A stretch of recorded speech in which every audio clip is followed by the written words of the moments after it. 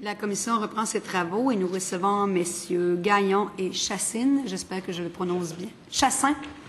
Excusez-moi, monsieur Chassin. Donc, bienvenue, messieurs, à l'Assemblée nationale. Vous allez avoir un maximum de temps de 10 minutes qui vous est alloué pour faire votre présentation. Par la suite, suivra un échange avec les parlementaires. Donc, la parole est à vous. Merci de nous recevoir.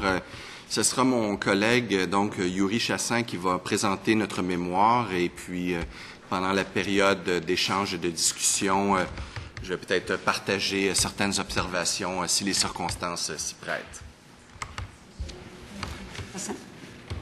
Merci, Madame la Présidente.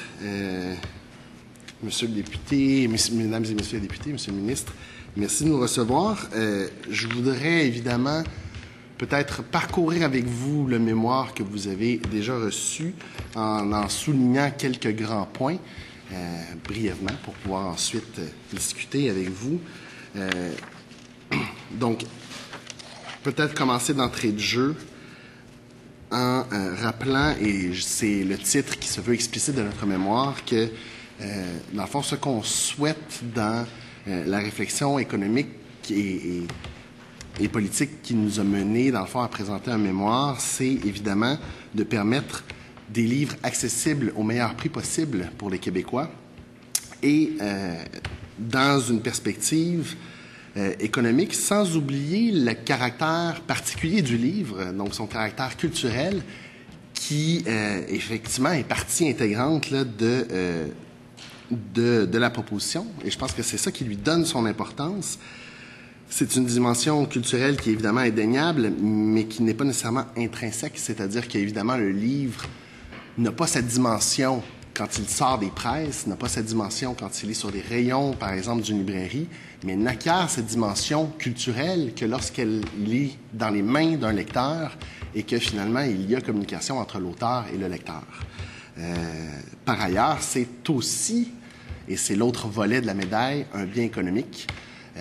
Et c'est important de le souligner parce que la proposition qui est devant nous, de ce qui est convenu maintenant d'appeler le prix unique du livre, c'est une proposition qui touche le prix du livre et comme le livre est aussi un bien économique, augmenter le prix du livre, ça signifie en diminuer les ventes. Et il est, je crois, indéniable pour tous les acteurs que lorsqu'on parle de limiter ou d'interdire les rabais importants sur les nouveautés, on interdit une pratique commerciale qui a cours à l'heure actuelle chez certains détaillants et que donc, c'est tout à fait logique de l'exprimer comme ça, on augmente le prix moyen des livres au Québec. C'est essentiel de bien le comprendre et c'est d'autant plus important qu'on parle du livre comme bien particulièrement important compte tenu de sa valeur culturelle. Dans le diagnostic du marché du livre qui nous est proposé et qu'on a retravaillé un peu, il est important de souligner que les librairies indépendantes, effectivement, ont perdu des parts de marché, mais que ce n'est pas au profit des magasins à grande surface, mais bien des librairies en succursale. Autrement dit, il n'y a pas nécessairement un danger pour les librairies dans l'ensemble. Il y a, au contraire, une stabilité des ventes des magasins à grande surface qui sont les principaux visés par cette mesure. Il y a aussi tout un argumentaire intéressant à repenser sur ce qu'on appelle la bibliodiversité. Un néologisme intéressant, mais il faut bien comprendre que dans les librairies indépendantes, il y a un large éventail de titres, on va tous s'entendre là-dessus. Par contre, les librairies à succursales, elles aussi, pourraient prétendre servir la bibliodiversité parce que la diversité de titres offerts en librairie à succursale est aussi très large.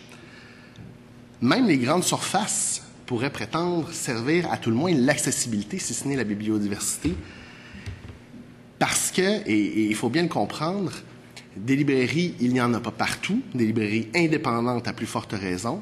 Par contre, on trouve certains titres au Jean Coutu, et il y a un large éventail de points de vente Jean Coutu au Québec.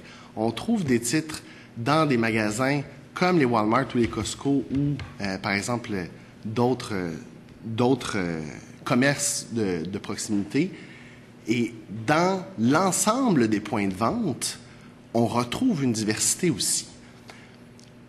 Tous les livres ne sont pas vendus au même endroit. Et autrement dit, il y a vraiment une variété de titres vendus, mais pas nécessairement tous au même endroit. Et à la limite, si on veut éviter de poser un jugement de valeur sur quelle littérature est la bonne, vaut-il mieux lire du Molière ou du Shakespeare ou le Guide de l'auto, mais on se rend compte qu'il y a certains titres qui sont vendus à certains endroits. Je pense par exemple au roman Harlequin, qui ne sont pas nécessairement vendus en librairie indépendante. Et les différents points de vente ont différentes offres. Je pense que c'est important de le réaliser et d'éviter de poser des jugements de valeur. Ensuite, et je pense que c'est important de le souligner par rapport à la bibliodiversité, il y a une réalité technologique très intéressante. La variété de titres offerts en ligne est croissante et c'est en fait Monsieur le ministre lui-même qui soulignait dans une allocution au Corim en juin dernier que les nouvelles technologies offraient une diversité de titres sans précédent. Et je pense que c'est fort à propos. Par ailleurs, les librairies indépendantes ne disparaîtront pas nécessairement en l'absence d'un prix unique.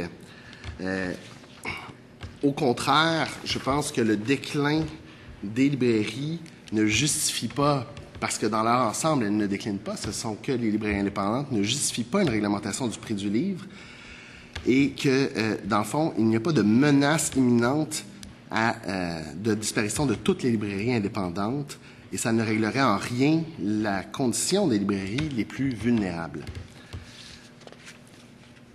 Pour la hausse des prix du livre, c'est intéressant de se ramener en 2010, lorsque, sur la recommandation de M. Jean-Paul Lallier, le gouvernement avait donc reçu une proposition de mettre en place la taxe de vente sur les livres pour pouvoir financer certains programmes d'appui à la culture. Et à cette époque, le monde de l'édition s'est battu bec et ongle contre la mesure en soulignant qu'il s'agissait d'une demande rétrograde et qu'il fallait penser au lecteur, et je cite, « Déjà qu'un livre, ce n'est pas donné, l'introduction d'une taxe n'est vraiment pas stratégique, ou encore le lectorat est encore à constituer, toute mesure qui augmente le prix des livres est mauvaise. » Autrement dit, il n'y a pas nécessairement consensus non plus dans le monde de l'édition et dans le monde du livre par rapport à des mesures qui en haussent le prix.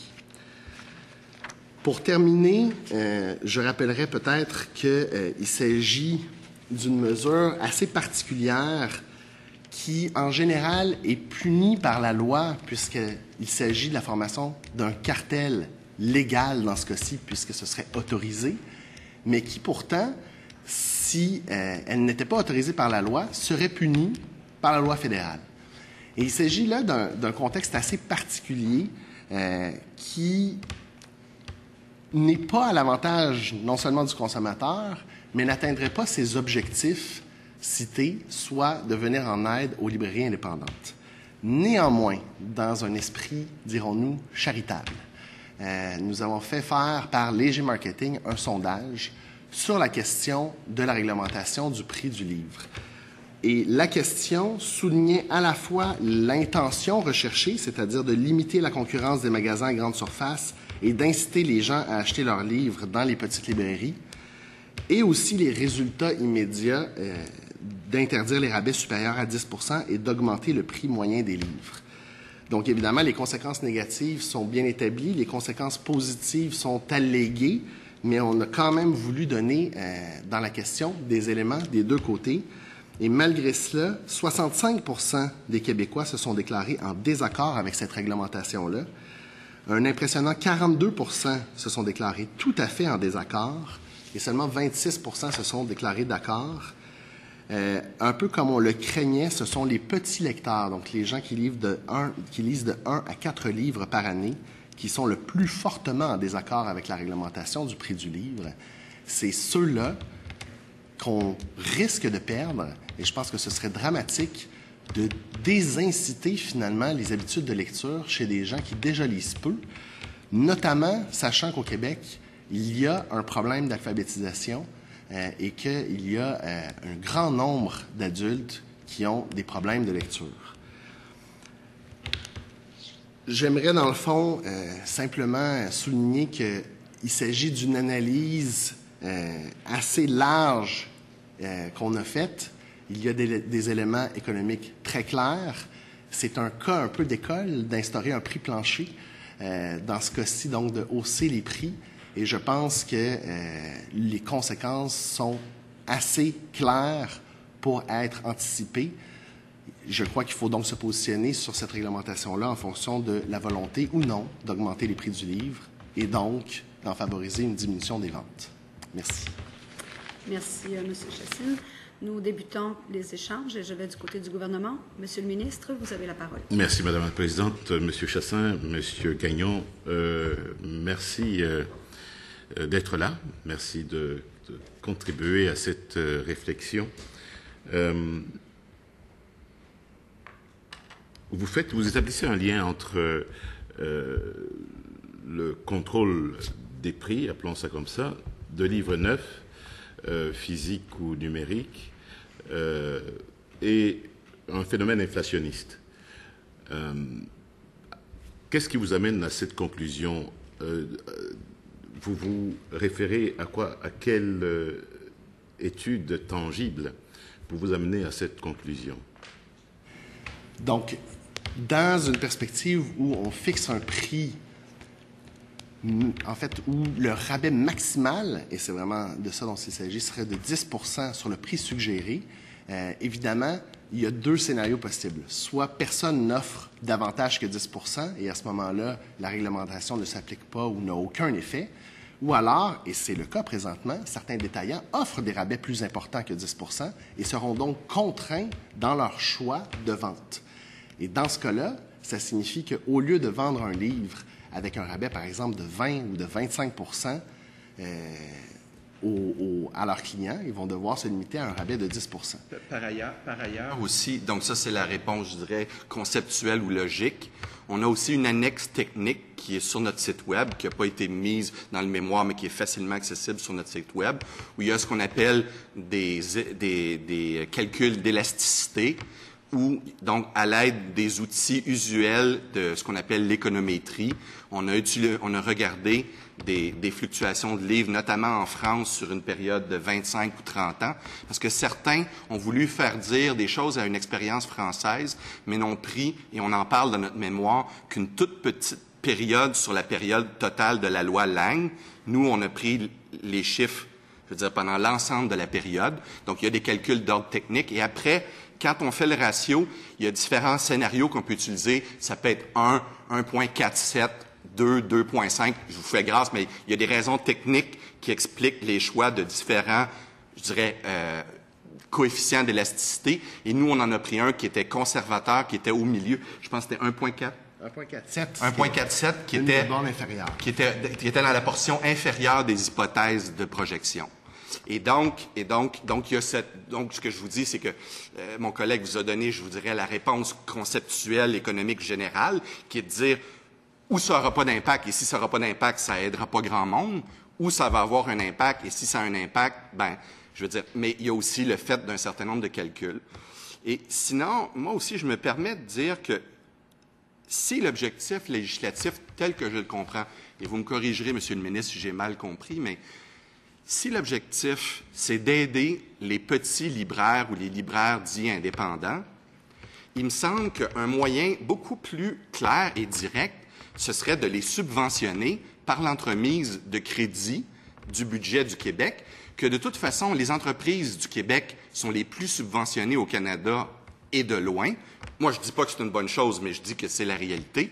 Et à la limite, vous leur donnez des crédits pour leur permettre de faire ce que vous voulez qu'ils fassent, plutôt que d'avoir une mesure qui, en bout de ligne, risque de nuire à certains sans nécessairement avoir l'effet. Je veux dire, si vous réduisez, si l'effet total de la mesure, par exemple, c'est de réduire de 10 millions par année les ventes totales des grandes surfaces, ça ne veut pas nécessairement dire qu'il va y avoir 10 millions d'augmentations de ventes. En fait, on sait par définition qu'il n'y aura pas 10 millions d'augmentations de ventes équivalentes dans les petites librairies pour toutes sortes de raisons. La personne qui est sur la liste d'attente, la file d'attente à Costco et qui s'apprête à aller acheter les recettes de Maman Dion, si elle trouve que c'est un peu trop cher, elle ne va pas se retourner pour aller en librairie pour acheter le mythe de Sisyphe dont parlait l'autre personne avant, qui, soit dit en passant, est disponible sur Amazon en 10 éditions, par ailleurs.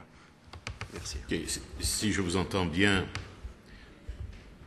sûr, vous écartez la solution de la réglementation, mais vous avancez, je ne sais pas si ça vous a échappé, mais vous avancez l'hypothèse d'un soutien via les subventions. Pour résoudre le problème de l'affaissement du réseau des librairies indépendantes. Moi, je ne fais pas de jugement. Je veux dire, je ne dis pas que je recommande l'usage de subventions. Je dis que si votre objectif premier, c'est d'aider un certain nombre de librairies qui sont en difficulté, vous aurez beaucoup plus la certitude, en leur faisant un chèque directement, qu'en espérant un effet de substitution des ventes qui ne se feraient pas parce que le prix est contrôlé vers d'autres, et que cet effet de substitution, vous en conviendrez avec moi, il est incertain. On peut penser, c'est clair que dans certains cas, il va y avoir un effet de substitution, mais comme le mentionnait la députée ici aussi, d'abord, il n'est pas clair que l'effet de substitution se ferait nécessairement dans la direction des petites librairies. Et en plus, dans certains cas, on sait que ce serait juste une vente qui n'aurait pas lieu. Et donc, moi, je pense que, je veux dire, indépendamment du fait de savoir si on doit aider ou non les petites librairies, et moi, je vous dis que je ne pose pas de jugement là-dessus, je vous dis que si c'est votre objectif, à mon avis, vous y prenez, mais pas de la bonne façon. L'idée ici est de freiner la fragilisation, voire l'affaissement de notre réseau de librairies indépendantes, d'où la proposition partagée de façon très large par le milieu, l'industrie du livre, à l'effet donc de légiférer pour un prix plancher sur les livres neufs, physiques et numériques, sur une période de 9 mois. En France, c'est autour de 12 mois que cela se fait depuis une trentaine d'années. Déjà, vous évoquiez l'expérience française. Est-ce que vous vous êtes penché sur cette expérience pour l'analyser de façon objective afin d'en dégager les bénéfices et éventuellement les inconvénients encourus tout au long de ces années? Absolument. Donc, il y a plusieurs études, dont le rapport Guémard et une étude qui nous a paru très pertinente, bien que peu citée, de Mathieu Perrona. Et dans le fond, on avait un corpus pour évaluer un peu l'expérience française, pas sous toutes ses coutures. Toutes les données qu'on aurait voulu, dans le fond, analyser n'étaient pas disponibles. Est-ce qu'on en parvient, puis là, je vais vraiment répondre à votre question implicite, disons, est-ce qu'on en parvient à une conclusion claire? Non. Est-ce qu'on parvient, par contre, à une conclusion qui allume des signaux d'alarme quant à l'application d'un prix unique du livre au Québec? Certainement. Et donc, d'une part, on en a parlé, l'évolution des prix suite à l'introduction du prix unique du livre a été assez frappante en France. En fait, entre 1959, le plus loin que les données remontent, et 1981, la hausse des prix du livre par rapport aux autres biens, donc en prenant en compte finalement l'inflation, n'a été que de 5 % plus rapide, sur une période assez longue quand même. Alors qu'à partir du moment de l'instauration d'un prix unique du livre, en quelques années, on parle de 12-13 ans, l'augmentation a été frappante et le prix du livre s'est ramassé à au-delà de 125 % du prix moyen des autres biens. Donc, la croissance du prix, et c'est ça que le graphique dans notre mémoire démontre, la croissance du prix a été très rapide. Maintenant, il y a des études qui offrent une vision alternative, qui disent que cette espèce de hausse du prix du livre assez magistrale sur environ 13-14 années a été causée par l'abandon d'une politique qui a eu cours jusqu'en 1978 en France, de 1971 à 1978. Alors, peut-être, et on n'en a pas vu confirmation ailleurs, qu'une politique qui a duré 7 ans a causé par la suite un rattrapage sur 14 ans et une hausse fulgurante du prix du livre. J'en doute. Mais donc, je n'ai pas de certitude, mais à tout le moins, ça semble tiré par les cheveux comme explication. Donc, il y a différents éléments et on s'est rendu compte que beaucoup d'éléments critiques étaient bien fondés, beaucoup d'éloges ne l'étaient pas. En bout de ligne, on s'est rendu compte finalement que l'expérience française allumait à tout le moins des signaux d'alarme dans la proposition qui est devant nous ici au Québec. Êtes-vous au fait que lors des débats engagés au moment du dépôt du projet de loi langue, les débats que nous avons ici en ce moment se tenaient aussi et que les positions étaient très, très polarisées également? Bien, en fait, j'imagine bien. C'est, comme je le disais, hein, c'est presque un cas d'école d'instaurer un prix plancher pour un bien dans toute économie. On en apprend des cas comme ça à l'université dans les premiers cours d'économie. Je parle d'expérience. Et donc, j'imagine bien qu'en France, l'économie n'étant pas différente, les débats ont été un peu similaires. L'évolution a montré aussi qu'il y a eu différents arguments avancés par la suite. Et puis aujourd'hui, d'ailleurs, en fait, dans les derniers mois, la ministre de la Culture a souligné l'importance de créer de nouveaux programmes d'aide aux librairies, hein, parce que les petites librairies en France perdent des parts de marché. Donc, malgré l'instauration du prix du livre depuis plusieurs années, on continue d'essayer d'inciter les librairies à conserver leur part de marché. Oui, mais l'aide supplémentaire apportée par la ministre de la Culture en France vient du fait que la concurrence, notamment les ventes en ligne, les grandes surfaces, se fait de plus en plus agressive. Donc, c'est une approche pour s'adapter. Mais savez-vous également, ça c'est en lien avec la question que je vous ai posée précédemment, qu'au-delà de tous les débats acrimonieux qui furent tenus en France au moment du dépôt de la loi langue, il n'y a pas eu de dissension au moment de l'adoption de la réglementation sur le prix réglementé pour le numérique récemment en France. Il y avait un consensus de l'aile gauche à l'aile droite à l'Assemblée nationale française. Étiez-vous au courant de ça? Ça repose sur le fait justement qu'ils ont pris note, ils ont pris acte des points positifs générés par la réglementation du livre physique antérieurement. De façon générale, je ne pense pas que la France est un modèle économique vibrant de succès, à mon évaluation à tout le moins. Mais ceci étant dit, moi j'aimerais revenir aussi sur un aspect un peu plus général qui est que les libraires indépendants ont une offre de service qui est différente. OK? Et c'est une offre de service qui répond à des besoins. Et moi, si j'avais un conseil d'amis, là, plutôt que de viser à des protections via des législations arbitraires qui vont peut-être donner un effet ou peut-être pas, s'ils peuvent renforcer cette offre de service, penser à leur plan d'affaires et penser comment ils peuvent bien représenter, parce que c'est vrai, il y a un certain nombre de choses qu'ils offrent et il y a un certain nombre de lecteurs qui vont toujours avoir besoin de ce type de service-là. Et moi, je dis ça là, vraiment bien amicalement. Il me semble que dans la vie, là, et dans la vie moderne, je veux dire, du monde moderne, c'est difficile de vivre dans une bulle, c'est difficile de vivre protégé. Et le législateur, malgré tous ses efforts, peut souvent pas arriver à des législations qui vont réellement donner toute la protection voulue. Et leur meilleure protection, c'est leur offre de services distingués. Et c'est des initiatives comme, ils ont fait un site web commun où ils font la rue des libraires. Ben, je pense que à mon avis, leur avenir est bien plus là-dedans que d'une bouée de sauvetage en espérant une législation quelconque. J'avais d'autres questions, mais je vais laisser mes collègues prendre le peu de temps qui nous reste. Merci, Monsieur le ministre. Monsieur le député de... Oh, vous voulez tout. Il faut que vous fassiez un consensus, Monsieur le député de Bonaventure, parce qu'il vous reste moins de 3 minutes. Merci beaucoup. Écoutez, bonjour, messieurs. J'aurais de nombreuses questions, mais je vais y aller par une question très simple. Qu'est-ce que la culture pour vous? Parce qu'on sent que vous essayez d'introduire la culture à l'intérieur d'une sphère marchande et de l'évaluer à partir de tous vos critères économétriques. Puis bon, mais fondamentalement, qu'est-ce que la culture?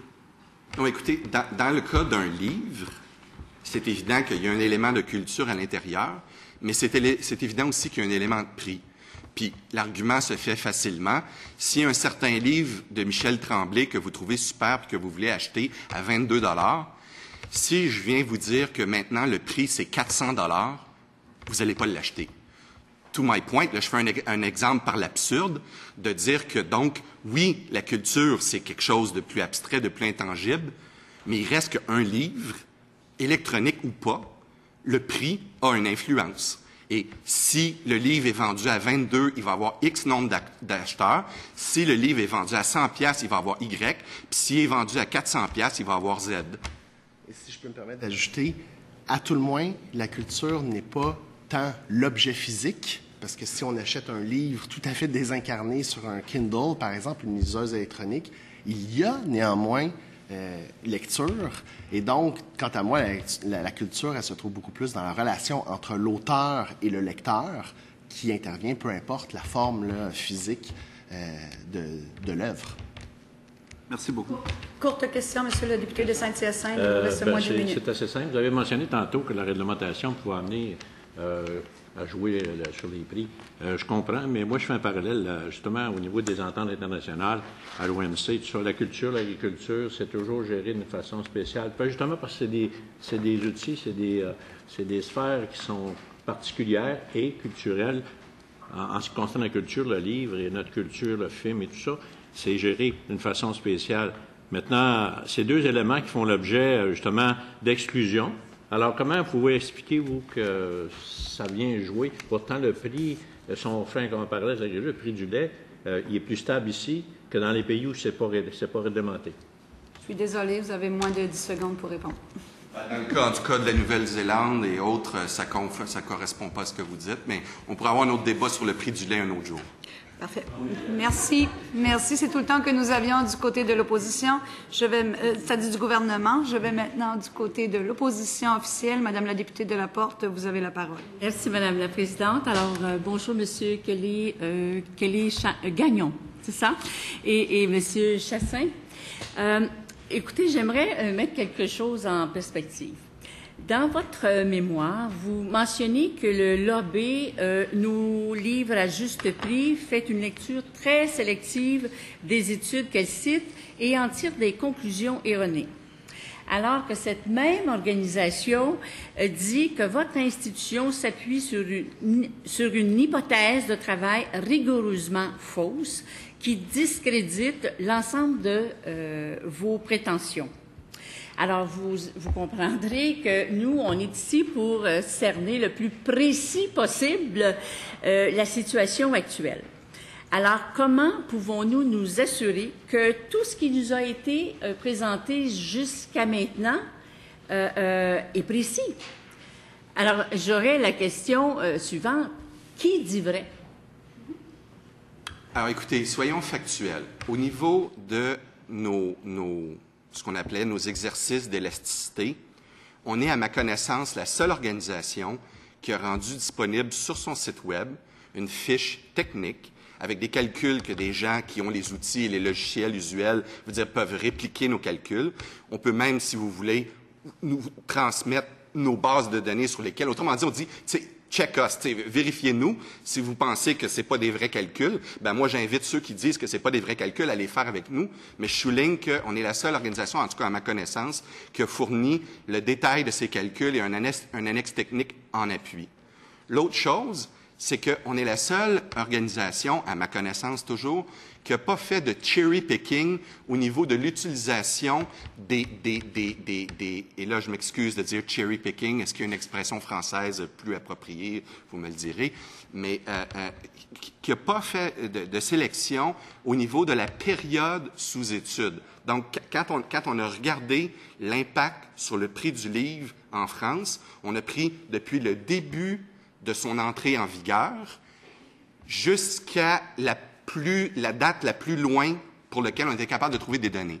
Alors qu'une autre organisation qu'on critique dans notre mémoire, comme par hasard, pouf, a pris juste à partir de 95, alors que la loi était en vigueur à partir de 81. Donc, nous, on ne fait pas de présélection sur les périodes utilisées. on rend nos calculs disponibles. Maintenant, c'est bien clair que quand on fait ce qu'on appelle des simulations en économie, ça demeure une simulation. Et donc, quand on arrive avec une hypothèse d'une contraction possible de jusqu'à 17 de la consommation, on le dit clairement que ça peut être une fourchette entre 10 à 20 selon différentes hypothèses, selon différents calculs.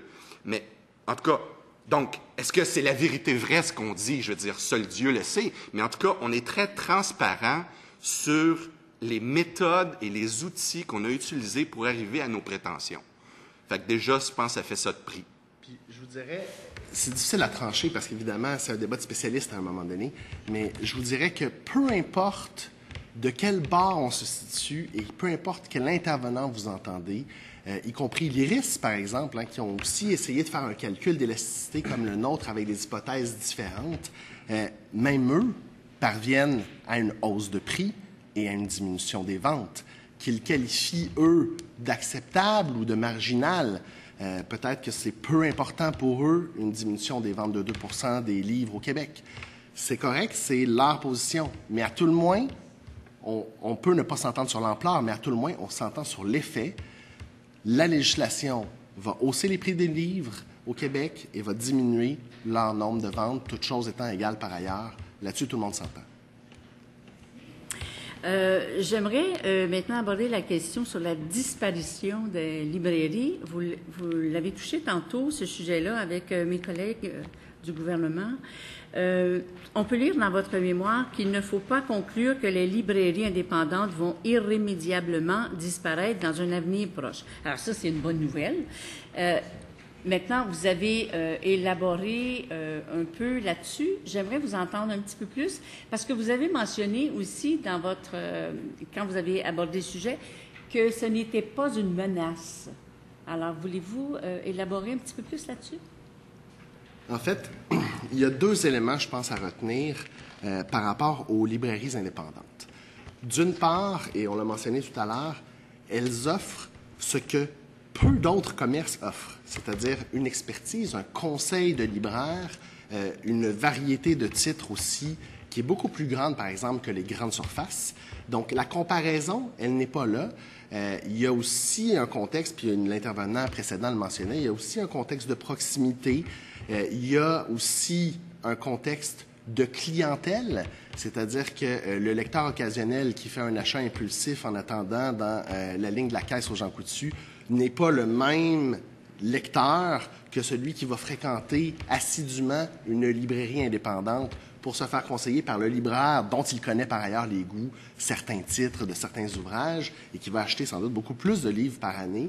Donc, il faut prendre toute cette complexité-là en compte pour montrer qu'il y a un marché particulier où les librairies indépendantes répondent mieux à la demande de certains lecteurs que les autres. Et évidemment, la librairie indépendante, c'est aussi, c'est aussi une entreprise qui a des avenues commerciales qui sont disponibles à elle, notamment, par exemple, dans le livre numérique, on parlait de rudeslibraires.com. C'est une excellente initiative. Mais j'ajouterais, il y a quand même une menace pour les librairies indépendantes et, à vrai dire, pour tous ceux qui vendent les livres. En tout cas, moi, je la vois, la menace. C'est qu'en 2012, les ventes de livres neufs au Québec ont diminué. Et quand ça a diminué, c'était la 3e année consécutive. Donc, on est passé de 707 millions de ventes en 2011 à 678 millions en 2012. Alors, je ne sais pas, comme dirait Bernard de Rome, je veux dire, si la tendance va se maintenir, mais en tout cas, je veux dire, si les ventes de livres en général baissent, vous savez, c'est pas la question de savoir après ça, je veux dire, c'est du Costco ou les petits libraires indépendants et tout ça. Je veux dire, il y a une menace qui est la lecture en général et l'appétit à la lecture. Et ça, je veux dire, ça vaut la peine d'y réfléchir, ça vaut la peine d'y penser, puis ça vaut la peine de voir qu'est-ce que le gouvernement du Québec, par exemple, dans son système d'éducation, dans ses incitatifs, peut faire pour redonner le goût à la lecture. Moi, je veux dire, on fait juste de façon générale. Quand on a commencé à l'Institut économique de Montréal, on faisait des publications de 50 pages. Puis les gens nous ont dit, il n'y a plus personne qui lit ça. On a reçu un feedback, les journalistes, tout le monde, ils ont dit, on ne les lit pas. On a été obligé de ramener ça à 4 pages. Puis même à 4 pages, on est obligé de leur tirer par l'oreille pour lire. Puis on a même été obligé d'introduire un nouveau format à 2 pages parce que 4 pages, c'était trop long. Alors, si à un moment donné, il se perd l'habitude des gens de lire, bien, en tout cas, c'est pas votre prix unique du livre qui va venir régler ce problème-là. Là. Bon, dans toutes les études que vous avez faites, vous avez regardé, bien sûr, à l'étranger ce qui se passe. Comment vous expliquez qu'un pays comme Israël, par exemple, vient juste d'implanter une réglementation du prix du livre? En fait, il y a une question là-dedans d'action politique. C'est évident que quand on demande un effort monétaire au lecteur qui est proportionnellement à son budget faible, ça a un impact sur son comportement, mais c'est diffus. Et les lecteurs, c'est un très grand groupe. Par contre, les bénéfices d'une telle politique vont être concentrés pour certains joueurs qui, eux, sont des groupes plus importants, ont donc un intérêt plus grand et vont pouvoir agir politiquement de façon beaucoup plus vigoureuse. C'est essentiellement ce qu'on appelle en économie la théorie des choix publics, le public choice en anglais, qui explique un peu cette logique d'action collective où lorsque les bénéfices sont concentrés et les coûts sont dispersés, il y a clairement un intérêt à adopter ce genre de politique-là pour plaire à certains qui vont s'en souvenir. Évidemment, tous les pays ne sont pas dans cette situation-là. L'Angleterre a aboli cette pratique-là. Au Canada aussi, en 1951, le prix suggéré des éditeurs a fait, dans le fond, l'objet d'une enquête du Bureau de la concurrence du Canada. Et en Suisse, lorsqu'on a demandé par référendum aux Suisses s'ils voulaient adopter une mesure similaire, ils l'ont rejetée. J'aimerais vous parler de l'émergence d'un cartel. Alors, vous dites dans votre mémoire qu'avec la réglementation du prix du livre et les conditions actuelles de l'industrie, nous avons là toutes les conditions d'une émergence d'un cartel. Alors, de manière très hypothétique, je me pose la question, est-ce qu'on ne devrait pas avoir une régie, comme on en a dans différentes industries, une régie qui déciderait du prix des livres? À mon avis, non. Et si on entre dans une mauvaise politique publique, parce que donc nous, dans notre mémoire, on dit que cette loi proposée est une mauvaise politique publique, et qu'après on superpose à une mauvaise politique publique une autre mauvaise politique publique pour essayer de contrebalancer l'autre d'avant. À mon avis, je veux dire, c'est pas ça la direction. Puis sinon, quant à l'usage du mot cartel, je veux dire, c'est pas un jugement de valeur ou une émotion, c'est un terme économique qui est que quand des offreurs de services sont concertés ou se concertent de façon à convenir d'avance des prix et à ne pas permettre certaines réductions et à fixer les prix entre eux, ben, c'est communément connu dans la littérature économique comme étant un cartel. Maintenant, au sens juridique du terme, ça, c'est autre chose parce que, évidemment, si le gouvernement explicitement autorise le cartel, ben, enfin, c'est un cartel légal, mais conceptuellement parlant, ça demeure un cartel. Peut-être rappeler aussi par rapport à la régie que, évidemment, à l'heure actuelle, il y a des gens qui déterminent quel est le prix du livre et ce sont en partie les éditeurs, en partie les distributeurs, en partie les détaillants. Donc, il y a plusieurs personnes qui prennent des décisions. Idéalement, pour maximiser leur vente, et ça signifie pour maximiser le nombre de livres qui se retrouvent dans les mains des lecteurs québécois. Donc, quant à moi, une régie serait prise un peu entre l'arbre et l'écorce en disant, bon, on va devoir garantir une certaine rentabilité à l'un tout en garantissant un maximum de concurrence pour d'autres, parce qu'en bout de ligne, c'est le lecteur qu'il faut favoriser.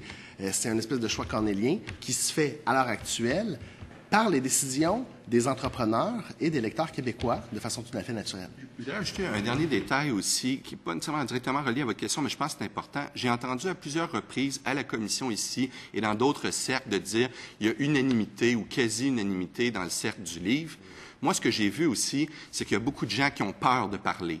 Moi, j'ai des éditeurs, j'ai des gens de d'autres secteurs qui nous ont appelés en disant « Wow, hey, c'est bien ce que vous faites, bravo ». Puis là, j'ai dit « Vous, allez-y en commission, allez dire ça ». Puis on dit « Oui, mais on a peur parce qu'on a peur qu'on aurait une rétorsion contre nous, on a peur qu'on serait mal vu, etc., etc. » Donc, l'unanimité, elle est là en tant que déclarée, mais derrière les branches, il y a bien des gens qui ont des craintes face à cette politique-là, mais je parle des gens de l'industrie du livre, mais qui ont peur de les exprimer publiquement pour toutes sortes de raisons. D'accord. Et comme dernière question, à la page 15 de votre mémoire, quand vous dites, et je cite, « Rarement a-t-on vu une proposition de mesure aussi anachronique, néfaste et obscurantiste », est-ce que vous n'êtes pas un peu trop sévère? Écoutez, je ne vais pas m'excuser de ces adjectifs-là parce que je crois vraiment que c'est le cas. D'une part, et je l'explique un peu, d'une part parce que le sens de l'évolution historique du livre, c'est que c'était un bien rare, dispendieux, de luxe, très élitiste, et que la nature de la concurrence et des évolutions technologiques aidant, c'est devenu un bien de plus en plus accessible et peu dispendieux, justement. Donc, c'est anachronique parce que ça va à contresens de l'histoire. C'est néfaste parce qu'en plus, ça va toucher particulièrement le livre québécois où la proportion des nouveautés représente une proportion plus élevée des ventes totales. Donc, on se tire d'autant plus dans le pied au Québec que ça va toucher davantage les livres québécois. Et finalement, c'est obscurantiste parce que quand on diminue la diffusion du savoir, des connaissances, d'un outil qui a une valeur sociale et culturelle, je crois que oui, on peut parler d'obscurantisme. Merci beaucoup. Merci, Madame la Présidente. Merci. Madame la députée de Montarville, vous avez la parole. Merci beaucoup, Madame la Présidente. Messieurs, merci. Merci d'être ici, de vous être déplacés. Merci pour votre mémoire. Très clair, très précis, vos arguments que vous nous faites, dont vous nous faites part depuis tout à l'heure. J'aimerais avoir votre opinion. Selon vous, que feront les consommateurs qui achetaient leurs livres dans les grandes surfaces parce qu'il y avait des grands rabais? Si ces grands rabais n'existent plus, qu'est-ce que ça va causer dans le milieu? En fait, j'aurais deux réponses.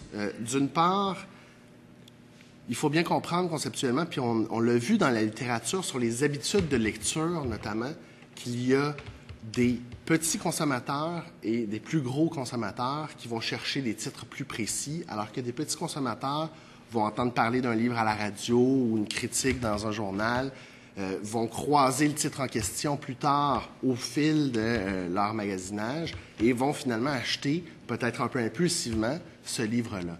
Et ce sont, dans le fond, ces lecteurs-là qui se retrouvent à fréquenter les grandes surfaces où, finalement, les rabais sont importants à l'heure actuelle, convaincre les gens de prendre le livre et de le mettre dans leur panier, et, finalement, qui seraient les plus affectés par la disparition de ces rabais. Par ailleurs, et la question nous intéressait aussi, donc on l'a inclus dans notre sondage. Et c'est intéressant de voir que les stratégies dominantes sont pas bêtes, finalement. Si le prix des livres augmente, les Québécois nous répondent que leurs trois stratégies dominantes seraient d'emprunter davantage de livres à la bibliothèque. C'est la première réponse qui est donnée, 37 %. Les gens pouvaient choisir plusieurs réponses. Ensuite, d'en commander sur des sites Internet. Évidemment, si les sites Internet sont aussi soumis à la loi, ça peut poser problème, mais leur réponse, ce serait d'aller vers là si les prix n'étaient pas contrôlés sur les sites Internet. Ou encore, d'acheter moins de livres, quand même dans une proportion de 29 %. Donc, c'est un peu ça la réaction. Évidemment, ce sont les petits lecteurs qui sont les plus touchés et qui, eux, pourraient donc ne pas acheter. Si on continue dans cette veine-là, c'était lors d'un sondage, est-ce que aller à la librairie indépendante faisait partie des réponses que vous leur avez soumises dans la possibilité, si on augmente le prix du livre, irez-vous dans une librairie indépendante? Ah oui? C'était partie des réponses possibles. On a des copies du sondage qu'on pourra vous remettre si vous le souhaitez, puis ils sont disponibles sur notre site web aussi avec toute la méthodologie puis la liste des questions. Édition 37 plus 31 plus 29, il n'y a pas grand monde qui disait aller à la librairie indépendante, c'est ce que je comprends. Pas à 100 % parce que les gens pouvaient choisir plus d'une réponse, dire par exemple, je vais d'abord aller davantage dans les bibliothèques et acheter moins de livres moi-même.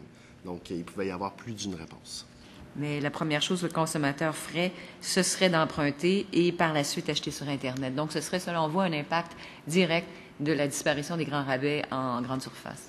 Exactement. C'est la réaction que les consommateurs adopteraient quand on leur pose la question. Je vous remercie beaucoup, messieurs. Merci, messieurs. Chers collègues, je vais vous souhaiter une bonne fin de journée et la commission ajourne ses travaux jusqu'au 9 septembre à 14 heures. Merci.